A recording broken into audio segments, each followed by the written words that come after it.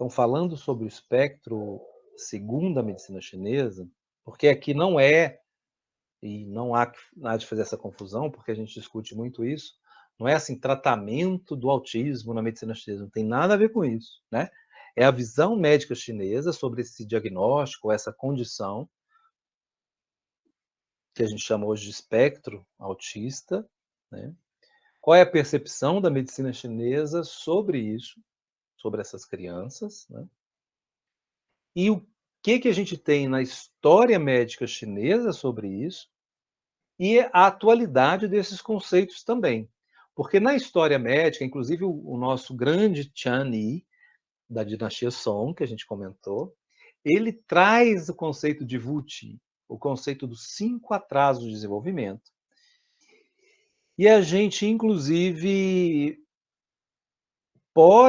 poderia falar um pouco da terapêutica para esses 5 atrasos, poderia ser usada também para estimular crianças do espectro, dentre outros atrasos ou problemas no desenvolvimento, ou problemas na comunicação, ou problemas que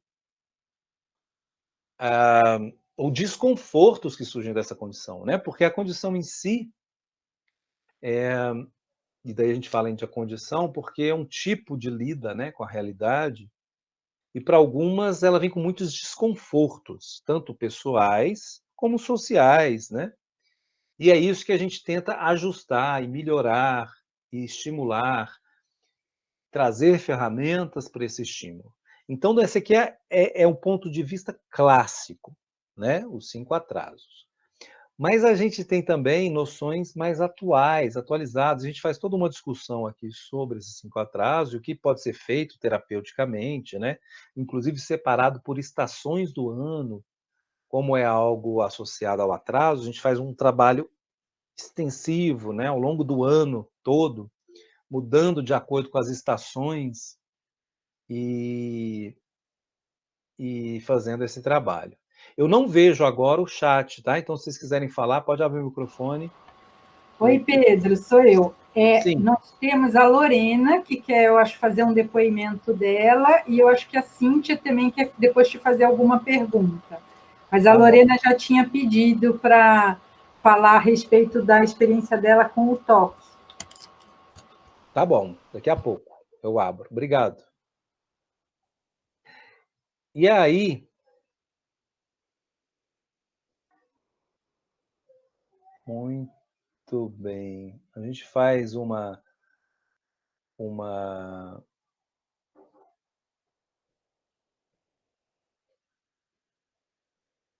aqui. Aí a gente fala um pouco sobre o que seria, né, do ponto de vista da medicina chinesa, essa condição baseado no que é marcado dentro dessa condição, dentro desse diagnóstico, do ponto de vista da neurociência, do ponto de vista ocidental, quais são as expressões disso. Então, para a medicina chinesa, o que está faltando para essa criança, o que a gente tem que dar atenção, é para o movimento do Shen em direção ao exterior. Ou seja, como essa consciência terá pontes de comunicação efetivas com o meio externo, dentro do desenvolvimento. Então, como é a interação entre o Shen das crianças e os outros Shens, as outras consciências, né? Que pode não ocorrer ou ser uma conexão tênue, né? Uma conexão que se perde rapidamente. E aí a gente vê o Shen como algo que expressa a capacidade de ler também o meio ambiente, de ler e tornar inteligíveis os pensamentos, as expressões externas, as intenções dos outros. E isso é muito comum, a falha nessa criança de, inclusive, de interpretar, né? Interpretar expressões, interpretar o que está acontecendo quando não é literal, né? É algo marcante aqui. E aí a gente tem alguns conceitos que vão ser trabalhados. Um deles é o conceito de mucosidade, né? Que ele pode atrapalhar esse movimento do coração. Ele é um deles. né? Ele é um deles, um dos que pode atrapalhar, um dos padrões que normalmente está presente, em maior ou menor dimensão, mas em geral ele está presente, né? O conceito de mucosidade, de acúmulo. E aí a gente tem alguns tipos que são discutidos, algumas imagens, a gente fala de mutação e efervescência como causas também, e a gente fala dos principais padrões presentes, que em maior ou menor medida estão aqui, nessas condições. Então, entender qual é o tipo de criança, qual o tipo de manifestação está mais presente e ir dando ferramentas para esse ajuste. É essa a nossa tarefa. Inclusive, a gente fala um pouco sobre as sequências mais indicadas, baseado muito no qual é a criança, que criança é essa dentro do espectro e o que para ela será mais adequado.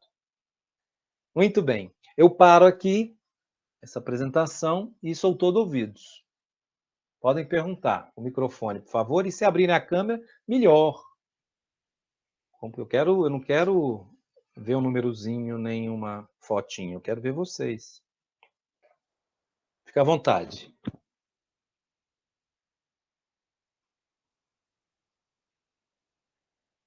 É Cíntia, quem era outro que ia falar? A Lorena. Cadê a Lorena? A Lorena queria dar um depoimento dela e eu acho que a Cíntia queria fazer uma pergunta.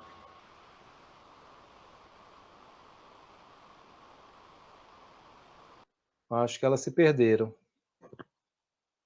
Alguém quer fazer algum comentário? Alguma pergunta? Fique à vontade.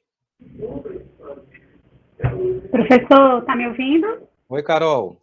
Oi.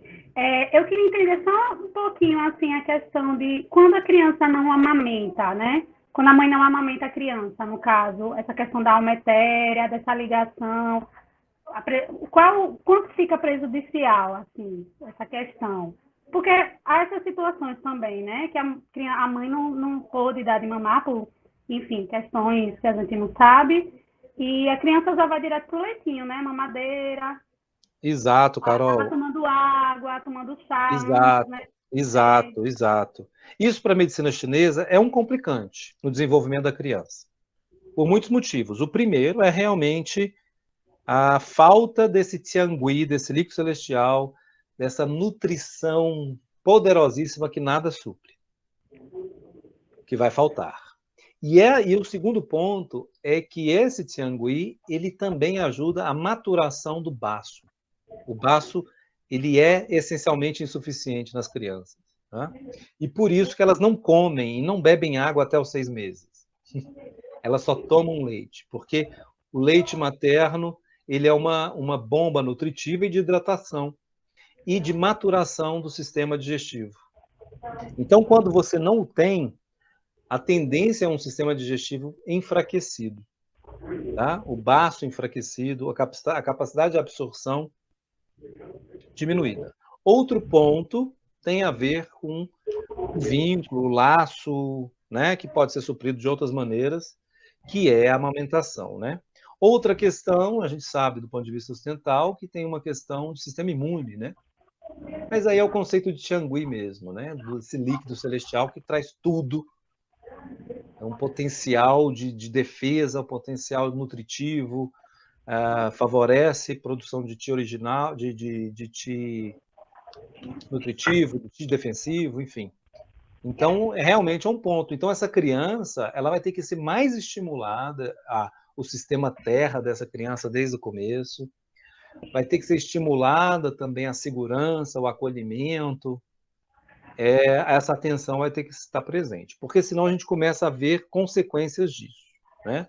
Consequências disso é enfraquecimento do sistema digestivo, é enfraquecimento e diminuição da ancoragem do Shen, a criança mais assustada, a criança que vai ter muito mais acesso, ou seja, essa infinitude associada à matéria fica no terreno etéreo, não é trazido isso dá muito medo, isso dificulta a entrada no mundo desconhecido, o mundo dos sonhos, por exemplo, né? Dormir sem segurança é muito difícil para a criança, porque ela não se sentindo segura, ela não vai querer se desligar, ela não vai se desligar. Isso é um instinto de sobrevivência, né? Se ela se sente segura, ela dorme profundo, ela relaxa, descansa, senão ela não deixa o seu Shen se recolher, né? Então ele fica desperto, ele fica na superfície, fica num sono muito leve, porque há o medo, a insegurança. Perfeito. Obrigada.